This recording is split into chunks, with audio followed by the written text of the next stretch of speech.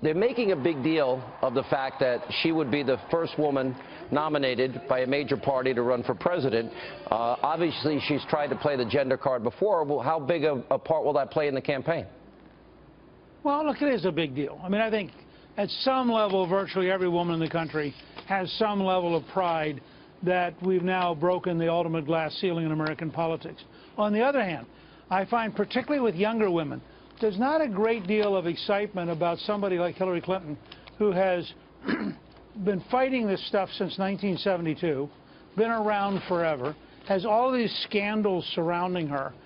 There's not some sense that she's owed it. That I think younger women actually are beginning to believe we'll get a woman president in the near future, just as we have women governors and women U.S. senators and congresswomen, and these things are all coming down the road.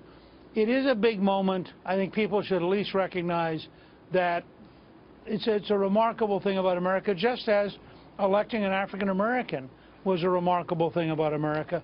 But I don't think that means she's going to win the election on the women's vote, because I think her record on security and her record on jobs is so terrible, and the cost of her health system is so expensive that most women are going to decide they can't afford Hillary Clinton.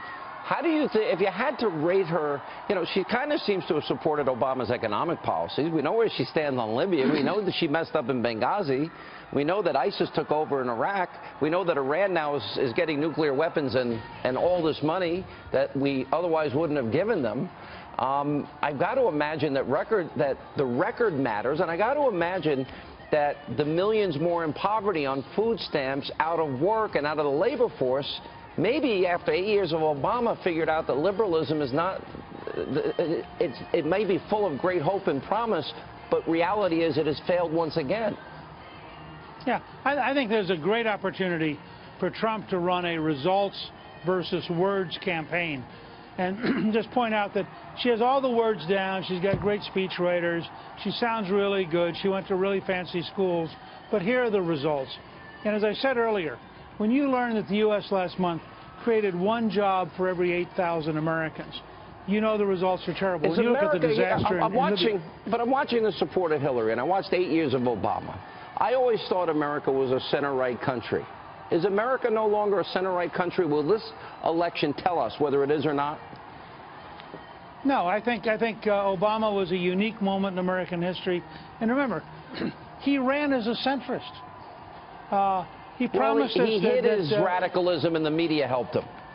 You were the only person in that first campaign who correctly pointed out day after day the radical roots of Obamaism. You actually called me and you told me I was going too hard on him one time. I don't know if you remember that phone call. You actually said, you need to chill out a little bit, Hannity. I think that phone call came from you.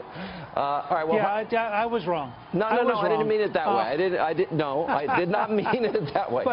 Have you gotten a call about, we're about to have to take this speech. Did you get a call from the Trump people about either your comments on Sunday or about being VP? Yeah, look, I'm talking with a lot of the Trump people. I hope to talk to Donald tomorrow.